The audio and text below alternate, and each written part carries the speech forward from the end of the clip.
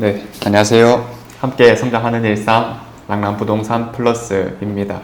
오늘은 날씨가 좀 따뜻해졌네요. 3원 4온이란 말이 좀 떠오르듯이 정말 추웠다가 그 추움에 비해서 또 좀 따뜻해졌다가 사실 우리의 생각이나 마음처럼 왔다 갔다 하는 것 같습니다.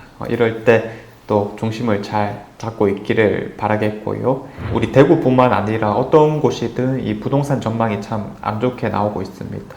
그리고 실제 전망뿐만 아니라 정말 이제 좀 안 팔리고 힘든 상황이 이어지다 보니까 이런 게 이제 더 지속될 것이다 라고 보는 입장인 건데, 이런 하락 전망이라고 하는 게 어느새 이제 기정사실화가 되어 버렸고, 이제 우리가 고민해야 되는 것은 또 얼마큼 떨어지겠느냐, 이런 부분과 이런 것들이 얼마나 유지되겠느냐, 이 측면이 아닐까 싶습니다. 그래서 여러 가지 리포트라든지 아니면 전망, 아니면 영상들, 이런 것도 충분히 참고를 하고 있는데, 좀 눈길이 끄는 내용들이 있어서 한번 같이 살펴보도록 하겠습니다. 교보증권 리포트에서 2024년 부동산 시장 전망이라는 레포트를 내놓았습니다. 자, 그래서 한 30% 정도 떨어지지 않을까 이렇게 전망을 하고 있었는데, 또 살펴보겠습니다.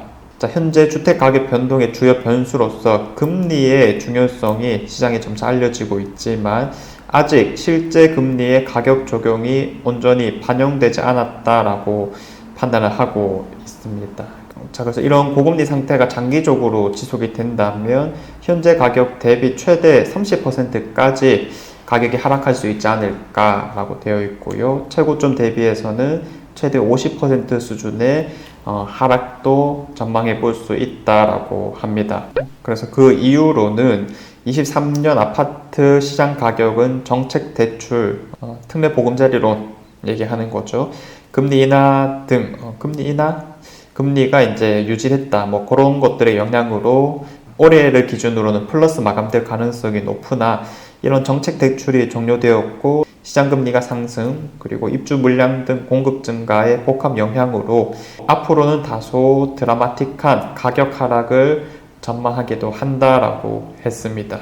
자, 그리고 그 밖에는 10월 현재 신규 주담대 금리가 작년 고점에 비해서는 조금 하락하긴 했지만은 올해 기준으로 봤을 때는 조금씩 올라가고 있다라는 점, 그리고 2030 세대들의 서울 아파트 매매 비중이 높았다라고 하는 점, 앞으로 초과 공급이 많아질 거라는 점, 이런 것들이 다양하게 작용되면서 이런 하락세가 클 것이고 또 많이 이어질 것이다 라고 보는 입장이 되고 있는 겁니다. 그래서 이런 리포트를 봤을 때 사실 우리 대구 시장을 중점적으로 하는 곳은 없기 때문에 우리가 자연스럽게 서울 쪽을 분석한 내용들을 통해 우리 대구는 어떨까 이렇게 한번 나와야 되는 건데, 2030 세대들의 집중 매수 이런 것들 사실 좀 현상이 안 맞다라고 볼 수 있겠고, 공급이 많다라고 하는 점도 사실 우리 대구는 좀 더 일찍 겪었던 상황이 아닐까라고 보여집니다. 근데 이런 다른 요소들이 있긴 하지만 어쨌든 지금 가장 크게 작용되고 있는 금리와 대출적인 부분에서는 이건 어느 지역이든 간에 큰 변화는 없다라고 보여지는 거니까, 그리고 가장 큰 요인이라고 볼 수 있는 만큼 정말 이제 이런 금리 상황이 지속되었을 때는 우리 대구 부동산 시장도 이런 하락 흐름세에서 자유로울 수가 없다라는 게 중요한 측면인 것 같습니다. 그래서 올해 하반기 추석쯤부터 해서 이런 거래량이 좀 많이 떨어지고 있다라는 말씀은 전달을 해드렸었고요. 이런 거래량이 떨어지고 매물이 쌓이다 보면은 가격이 하락하는 것은 우리가 쉽게 좀 예상을 해볼 수 있는 상황이다.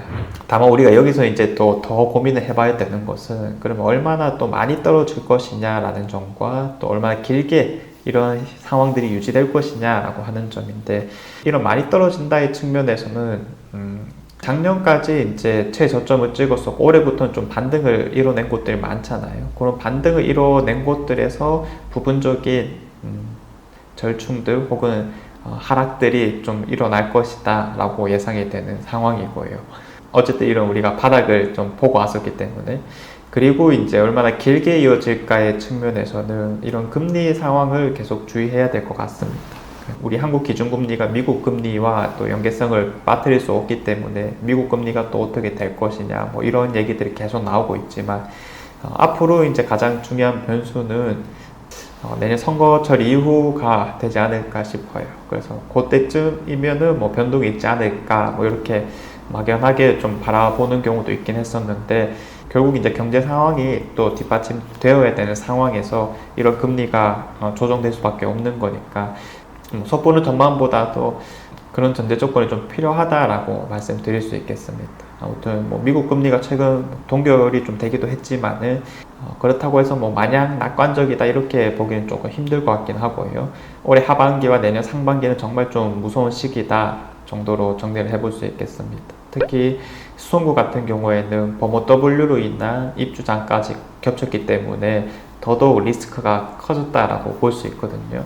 이제 갭이 끼어 있는 매물들 같은 경우에는 좀 더 집주인들의 입장에서 급할 수밖에 없다는 측면이 분명하게 있기 때문에 그런 것들에 대한 리스크도 매우 크다 정도로 정리를 해보겠습니다.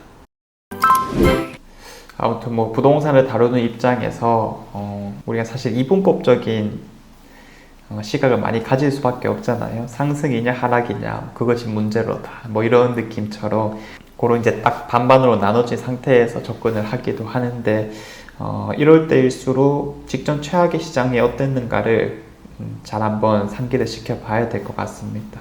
그래서 분명히 우리가 참고할 수 있을 만한 직전 최악의 시장이란 게 있었고 그럼 여전히 변수도 존재한다.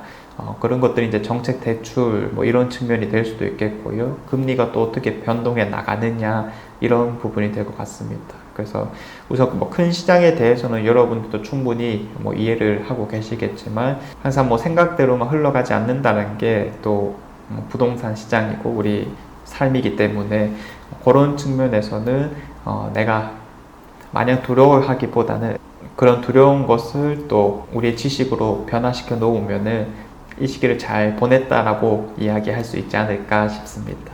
자, 아무튼 여러분들에게 필요한 내용들을 계속 전달을 좀 해드리도록 하겠고요. 대구 부동산에 계속 주시를 해보겠습니다. 자, 이상 제가 준비한 내용은 여기까지이고요. 내일도 좋은 내용으로 찾아오도록 하겠습니다. 감사합니다.